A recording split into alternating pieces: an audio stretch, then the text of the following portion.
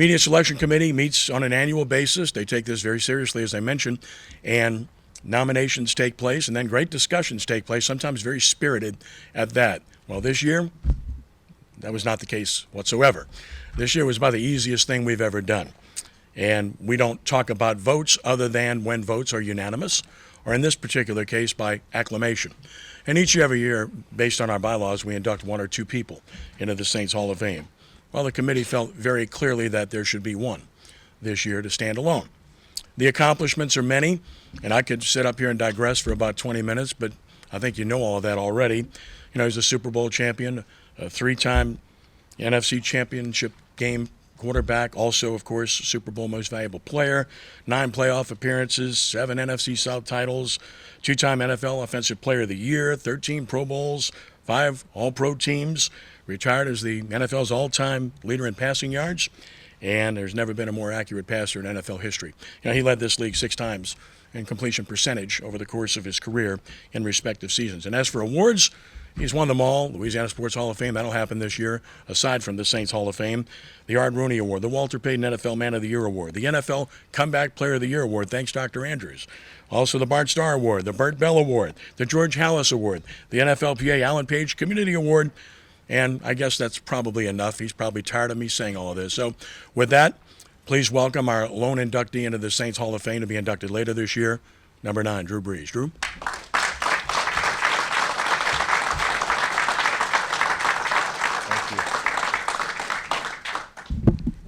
All right. Well, first off, this is a tremendous honor. It's always great to be back in this building.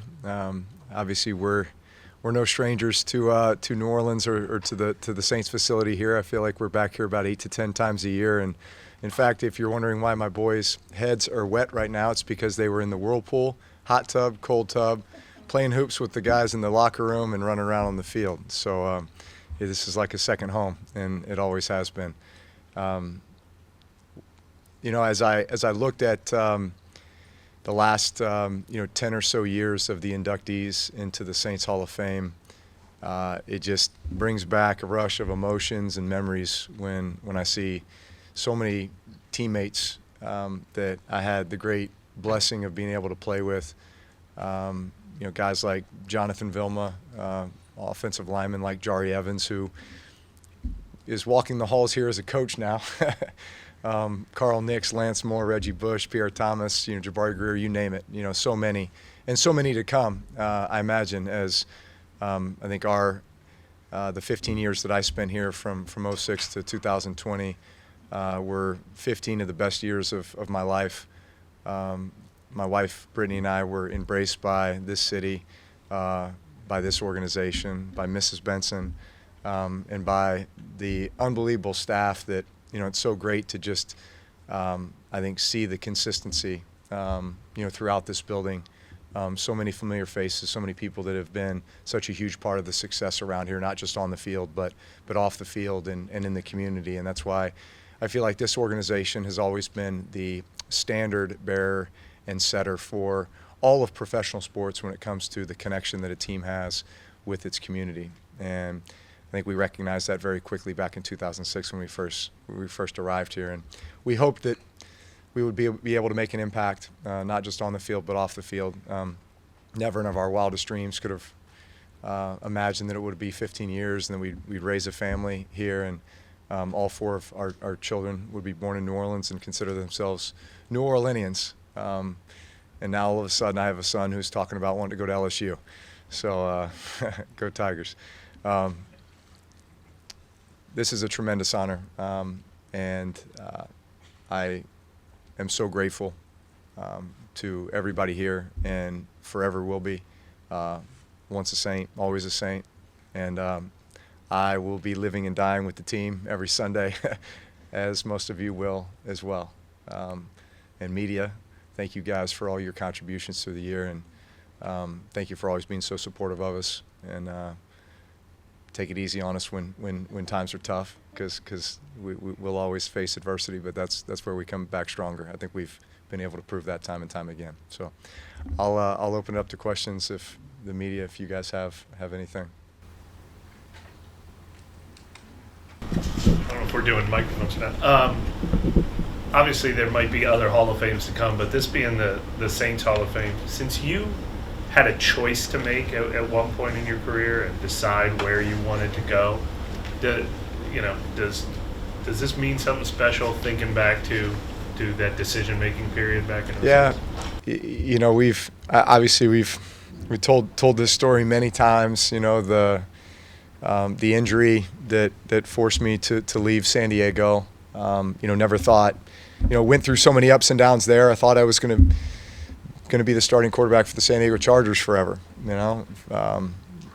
Felt like I'd kind of paid my dues there and been through a lot and fought through multiple quarterback competitions and getting benched a few times and then bringing in people to take my job and all those things, right? And I'm so grateful for that, because I think that molded me in so many ways, and it really helped me develop a lot of great mentors that became mentors for me even to this day, but certainly throughout my career.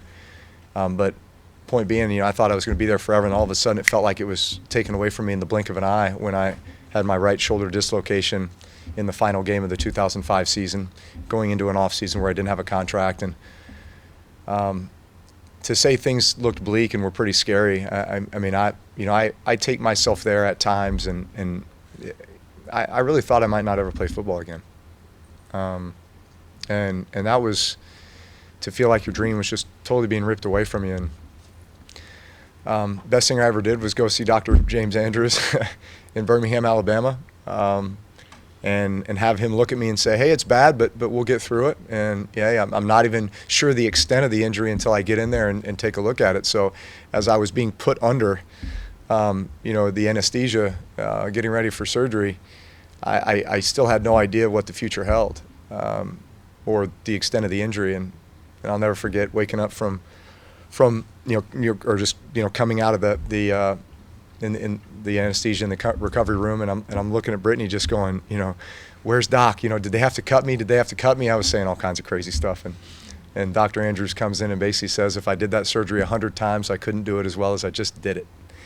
And I said, well, that's what you want to hear. But he said, but now it's on you, and it's an 8-month process before you're going to be able to throw again, and it's going to be 2 years before you feel normal again. I said, well, what does that mean? He said, you'll find out. So that was pretty daunting, And still at that point, it's okay, well, we did the surgery, but it doesn't mean that anybody's going to be interested, right? Especially since free agency was only 2 months later in March of 2006. And, I'm 8 weeks post-op. I can't do anything other than just lift my arm to here, right? So when Mr. and Mrs. Benson come and pick me up, and me and Brittany in Birmingham, Alabama, and all I can do is barely shake their hand and do this. I don't know how much confidence that instilled in them at the time. But to say that that our visit here was nothing short of amazing. It was divine. From the moment of, look, we pull up to the Saints facility here, and half of it was still taken over by the National Guard, right? So they sneak us in the back door. The window tint in the limo as we were driving from the airport to here was the darkest window tint ever. Like, you couldn't see out of it. And they told me, well, we just want you to have some privacy. No, they didn't want me to see what that drive with all the devastation.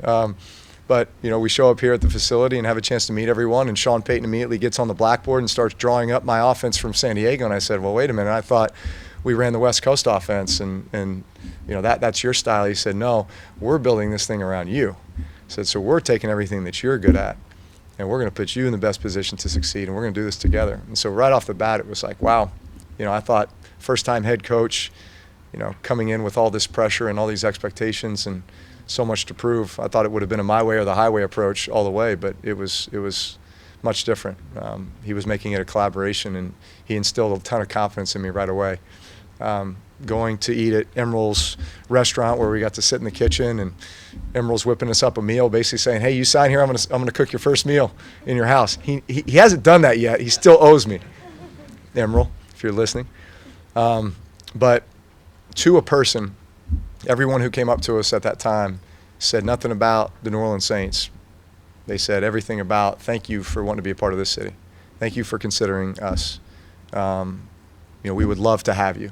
So you just felt the culture, you felt the love, you felt what is, makes this place so unique. And then, of course, Sean driving us to Mandeville to show us the house that he's building, saying, hey, look, there's places to live. You can raise a family. It's not all devastated. And then getting lost in Lakeview and, stopping the car because we couldn't drive around the tugboat in the middle of the road.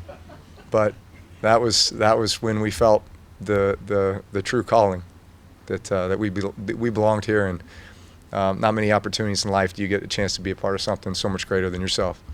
And it was about resurrecting one of America's greatest cities.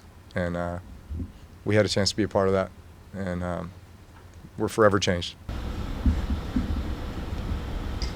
Drew, you and your family made a ton of contributions to the city. Is there a particular achievement or anything that's attached to that you feel was most impactful to you?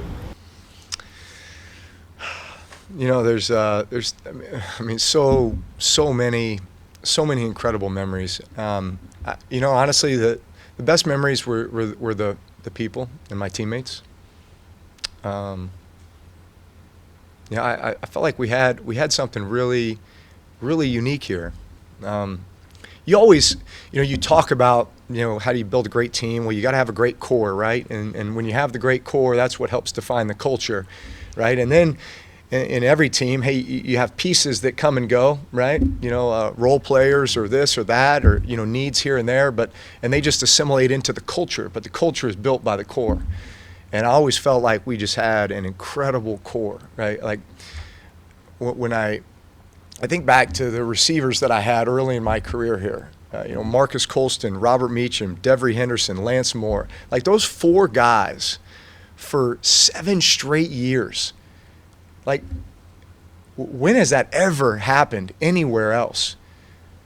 Those four core, and like the way that they complemented one another and the way they set the tone with the way that they practiced and just like everything about them, like they inspired us all, and certainly made my job a lot easier. Like our offensive line, like I have this like my favorite.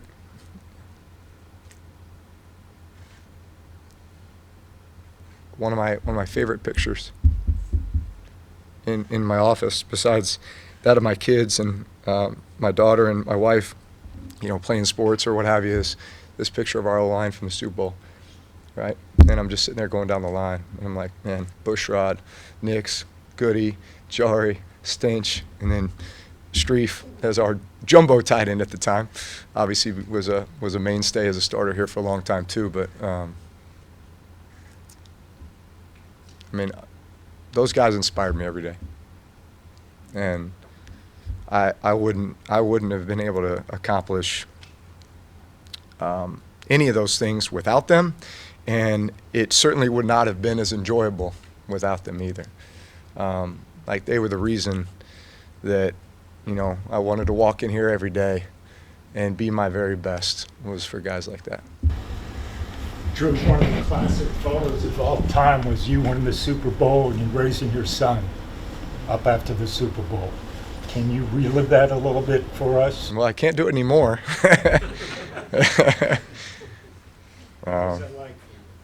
Yeah. Yeah.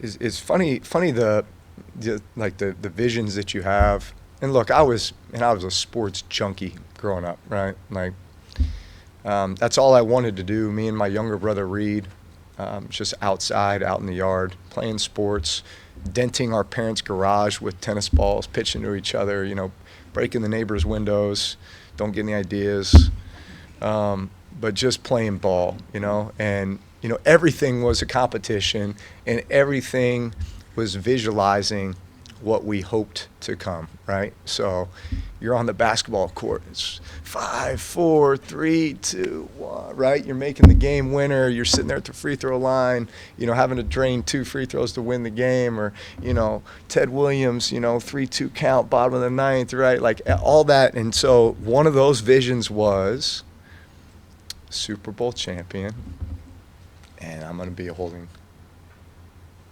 my son. So when it actually happens. It's hard to put into words.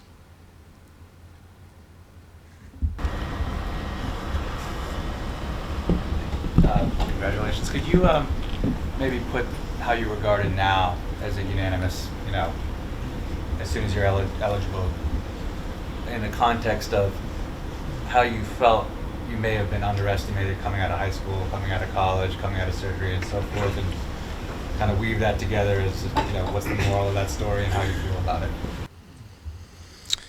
Yeah, so I think I'm a product of not getting what I want. Okay, so what does that mean?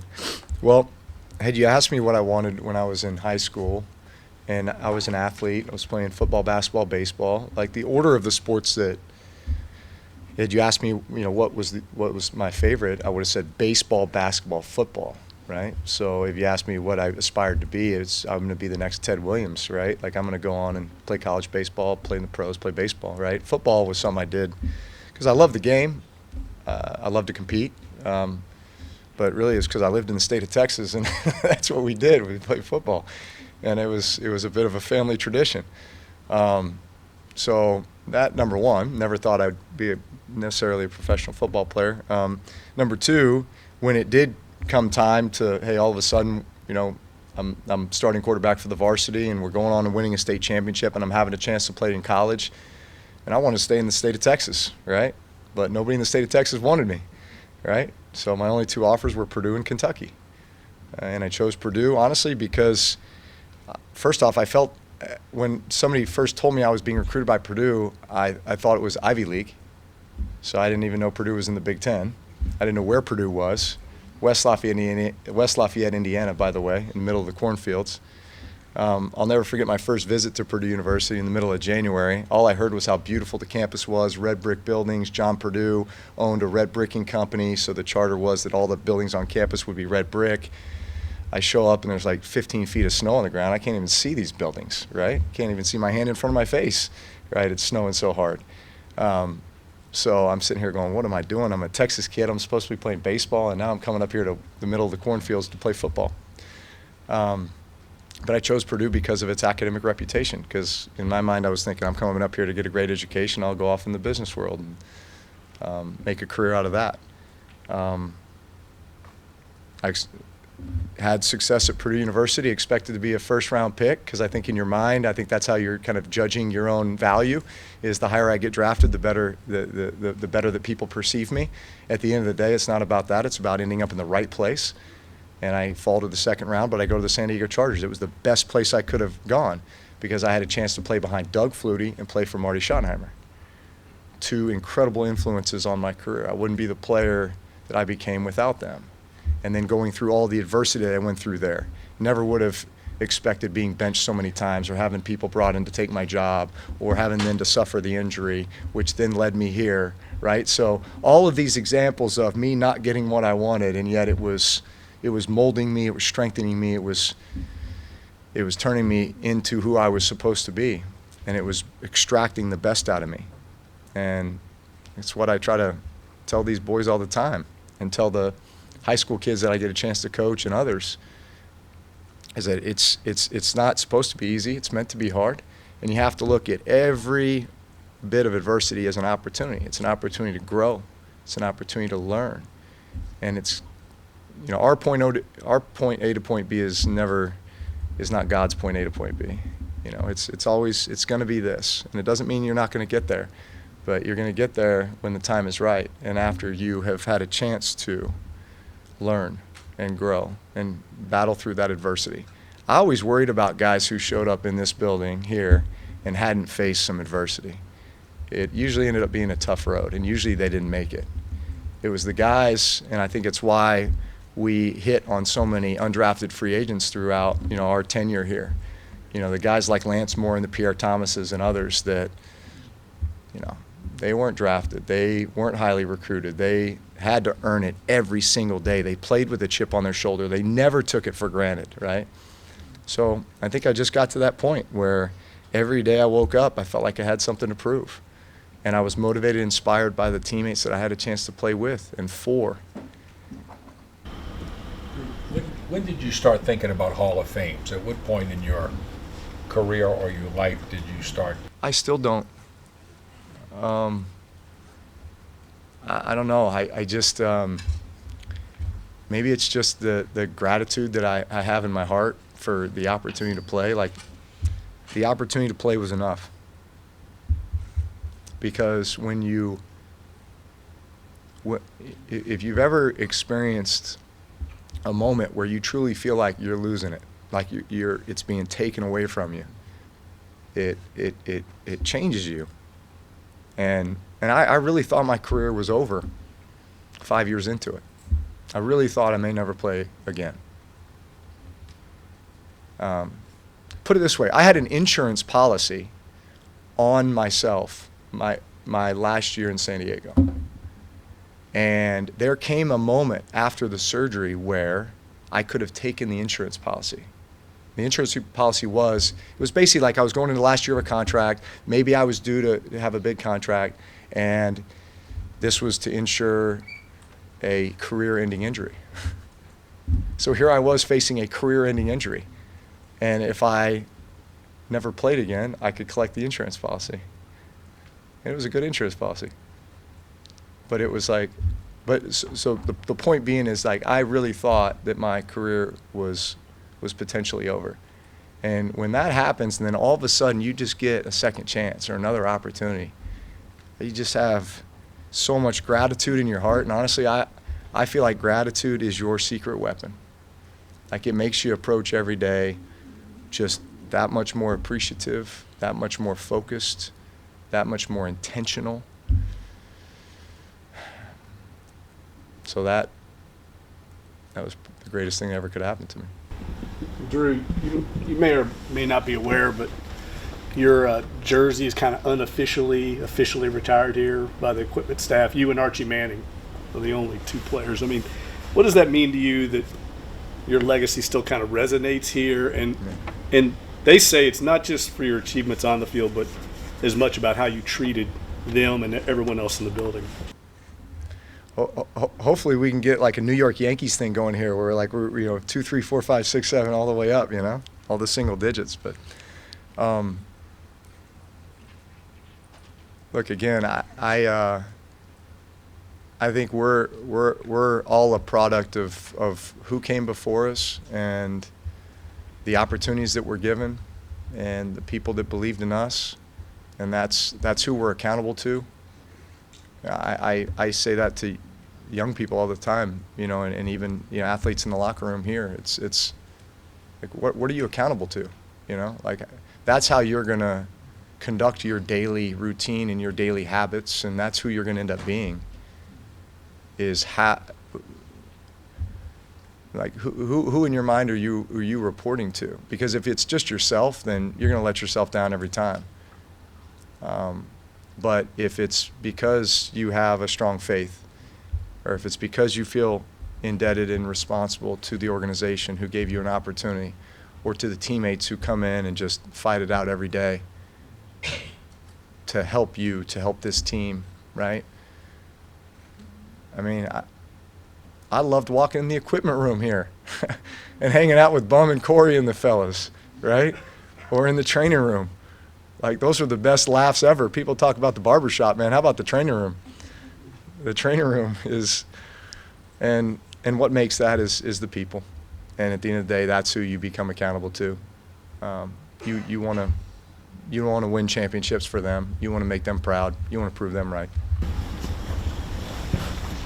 Drew, you talked about your kids being New Orleanians now, and you and Brittany had a home in the community. Why was it important for you guys to be in New Orleans and to just like have a physical presence here?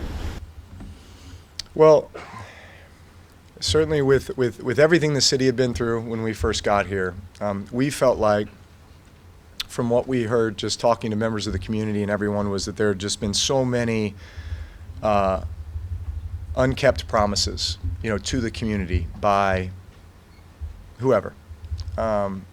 And I think right away we wanted to show that we were members of this community and we were going to follow through with everything we said we would do. And we again, this was a calling for us. We felt like the greatest thing we could do was win football games for this community, but more importantly, to help this community rebuild homes, rebuild lives, rebuild the culture. And at the same time, I'm rebuilding a career, rebuilding a shoulder. We're thinking about a family.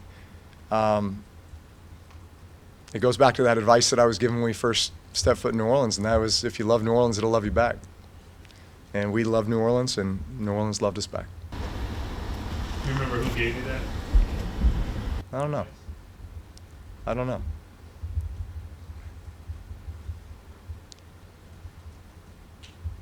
It's out there. It's in the universe.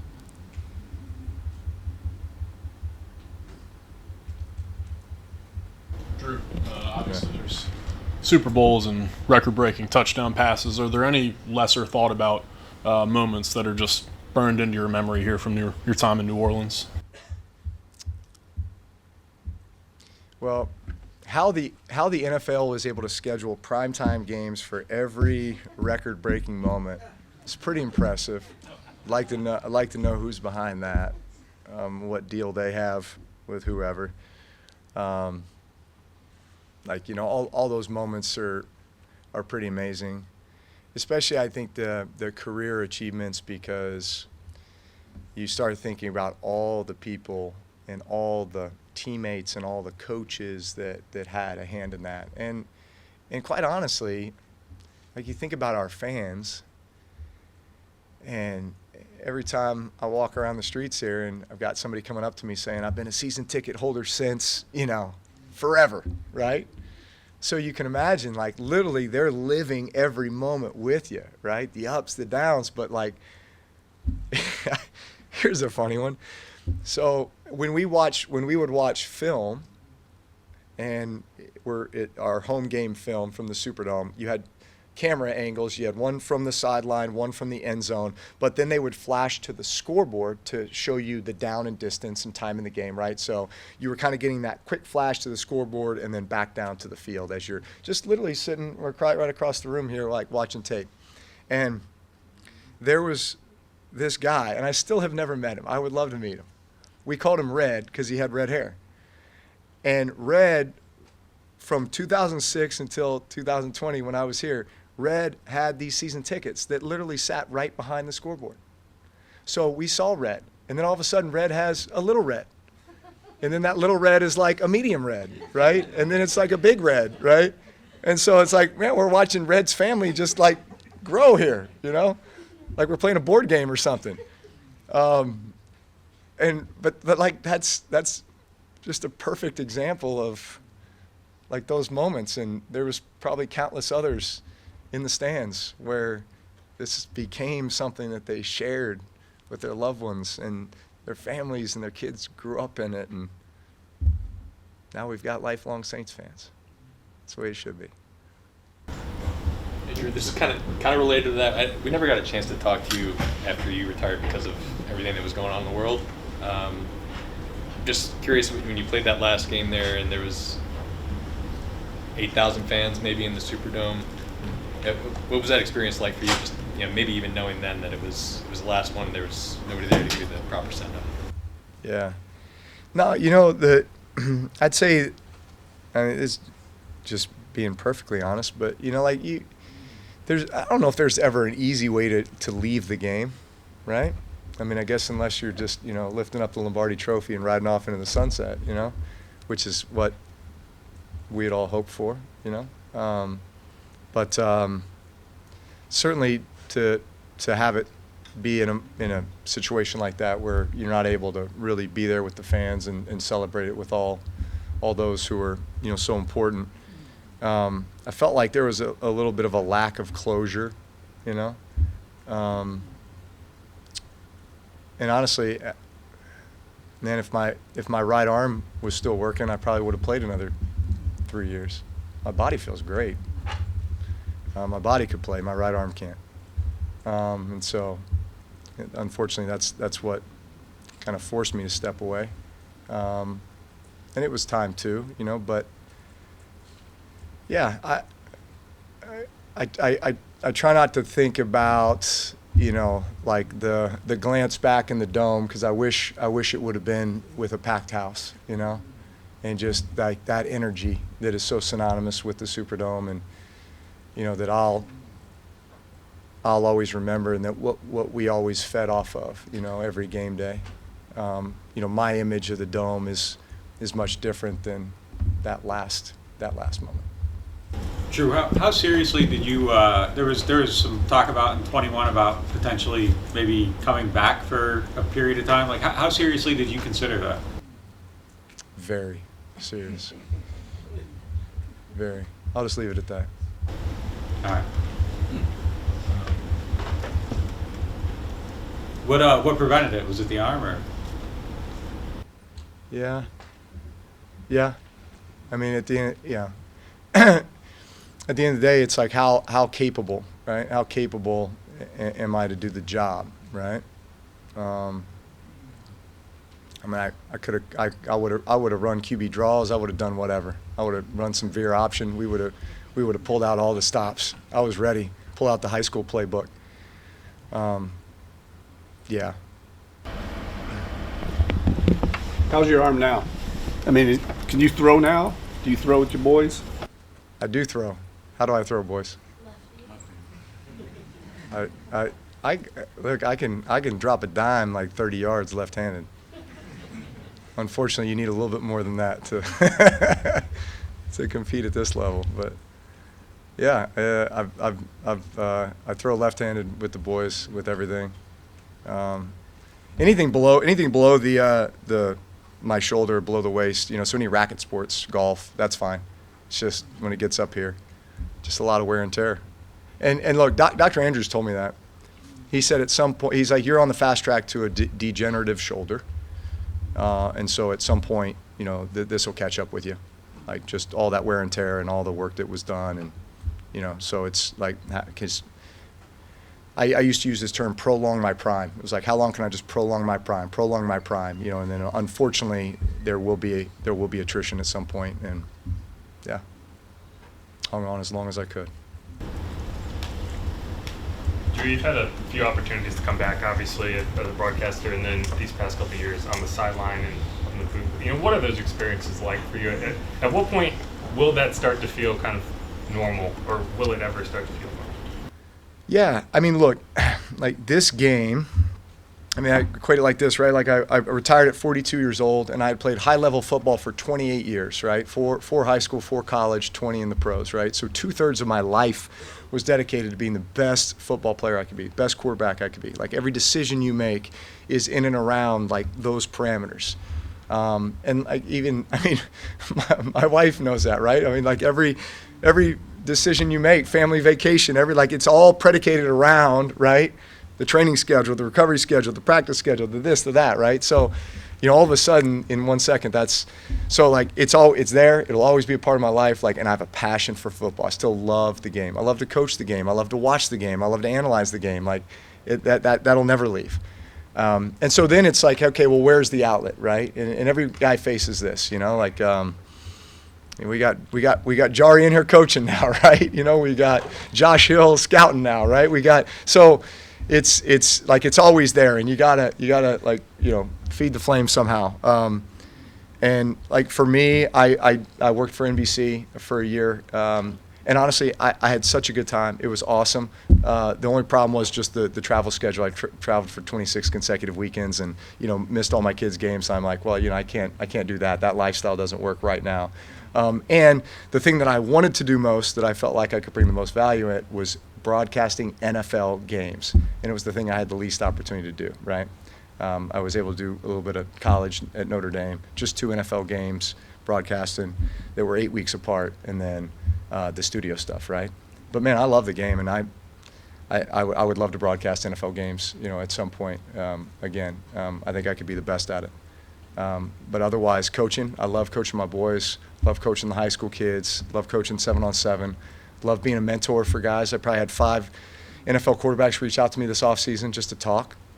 right? To talk about concepts, to talk about the situation that they're in, just to talk strategy, to talk life, to talk balance, life balance. So I love being in that role. I love being in that role. And I hope that that's, I always want to be a resource for the next generation. I feel like that's part of our responsibility. We wouldn't be where we are without having those guys along the way. And now the baton is passed to us to be that next generation of mentors for the guys that are coming up.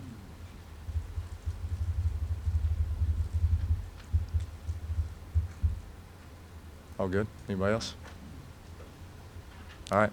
Thank you all.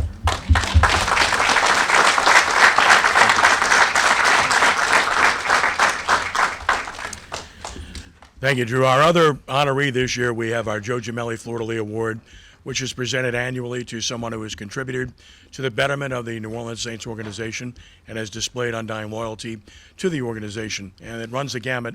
The honorees have covered an enormous number of different avenues over the years, and this year that certainly is applicable because the gentleman that is going to receive the award this year is entering his 27th year working for the Saints organization on game days, and he's handled press box announcing duties since 1998. Of course, he's done PA for many other athletic events, be it high school football, New Orleans Zephyrs, New Orleans Pelicans, whatever it's been. He's been there, and he's done it in extremely professional fashion. He's made an impact as well in the community because he's an outstanding teacher.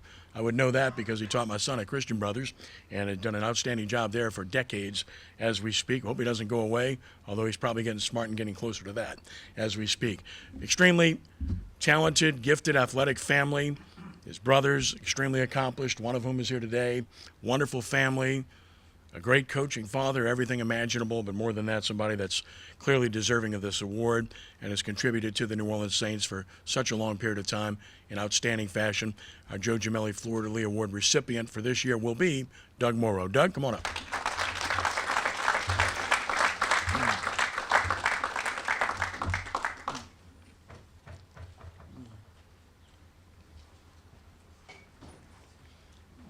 Kenny, thank you. Thank those who voted and put me in this position. It's certainly a tremendous honor for me. Not only am I entering my 27th year for announcing for the Saints, this will be my 52nd or 53rd year of announcing overall sports here in New Orleans and in Louisiana. I started when I was 10 years old. 10 going on 11, 1973. Drew, you weren't even born yet.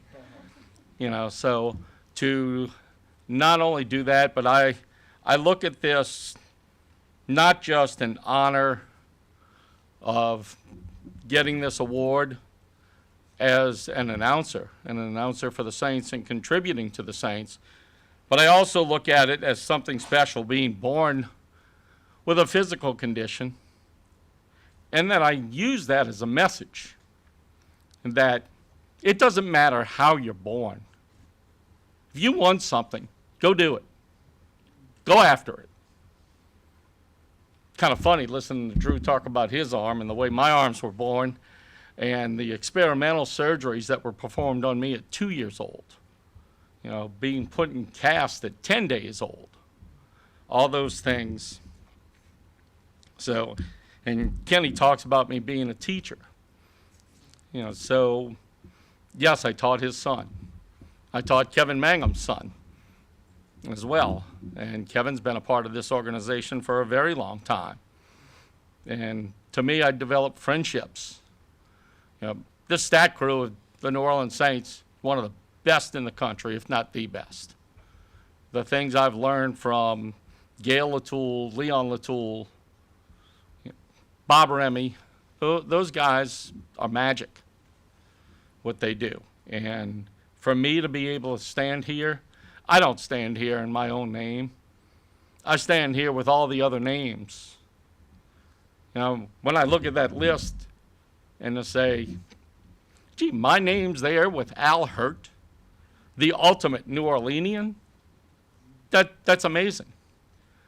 And not only that, but to say, my year is with arguably the greatest New Orleans Saint to play the game. I mean, there's no doubt. When Sean and Drew came into this city, the city was devastated. Let's face the facts. Those two men lifted this city up in an amazing way. It brought us together. When my friend Lenny Van Gilder called me and said that Greg Bensel wanted to know, who's your press box announcer for Tulane, which I was doing at the time. And when Lenny said it was me, and Greg said, oh, I don't need to ask anybody else. The job's his if he wants it. And I'm honored for that. You know, when people put trust in the work that a person does, and the Saints have put that trust in me. Not only that, but the friendships. I mean, every off season, I hear from Justin Massione. He sends me thank you cards for the work I do during the season. Drew used the word gracious and gratitude. And, you know, that's how I feel. This is a humbling thing for me. Very, very humbling. So I can't imagine anybody to be put in here. There's so many people who should be in this spot right now. And the fact that my name came up, my work was selected, and what people have done for me. You know, when I walk into the press box to do pregame work, and the cleaning crew smiles and pats me on the back. The members of the security, always, they look out for me. People serving the food in the press box. Hey, let us carry this to your seat. You know, we'll take care of you. Well, they do, and it's a wonderful feeling. You know, the comments that sports writers have made towards me of, thank you for your work. And, you know, one of the things that I often say is that, no, thank you for having me here and listening.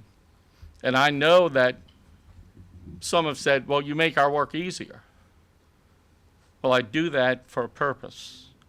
I love sports. You know, I grew up around sports. Kenny had talked about my two brothers, David and Darryl. Well, David was the first name I ever announced in sports back at old Wesley Barrows Stadium when he was playing in the Babe Ruth Baseball League. I announced for his Jesuit teams for a number of years. I've announced at UNO, and I've announced, as Kenny said, for the Zephyrs. I do the high school football championships. And I try to tell people all the time, it should not matter what level of sports that you do something for if you love it that much. And I certainly do. There was a game after Katrina, Saints game on a Sunday. And I keep looking at my watch because I've got a 4 o'clock start at Pan American Stadium of Booker T. Washington's game to get there. And I got there just before kickoff.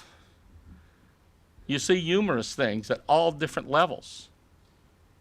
I mean, I saw a kickoff at a high school game that didn't pass the line of scrimmage, but it went into the stands.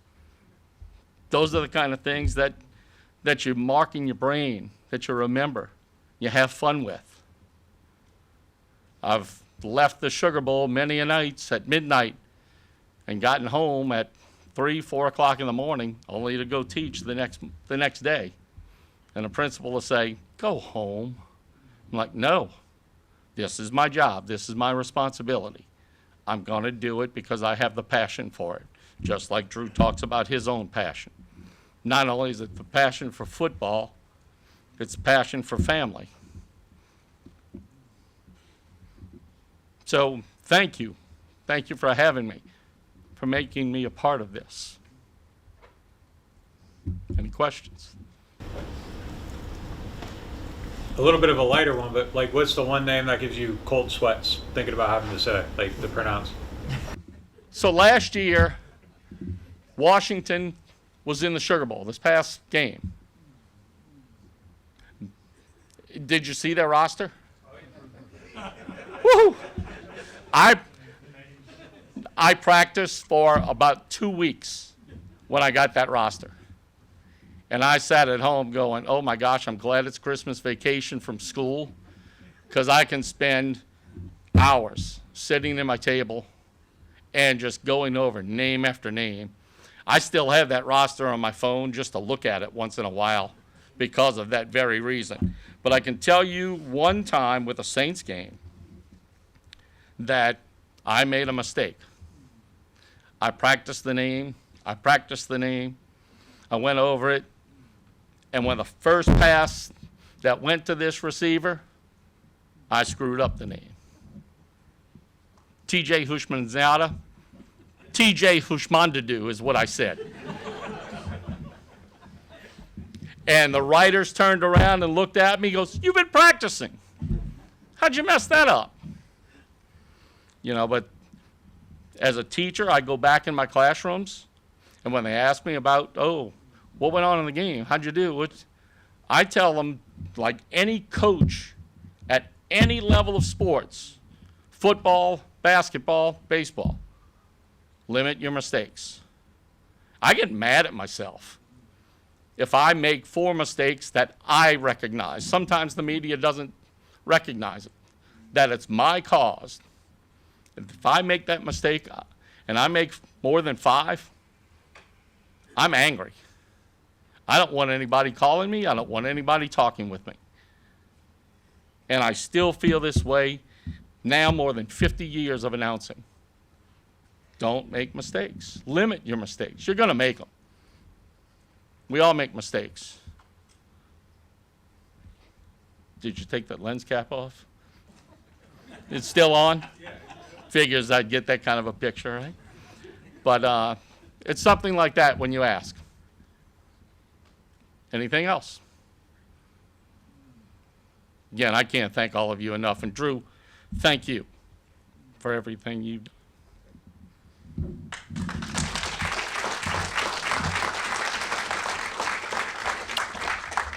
We're going to get Doug and Drew up here to take a couple of pictures, and then add Mrs. Benson as well. So if you guys would get together here for a few pictures.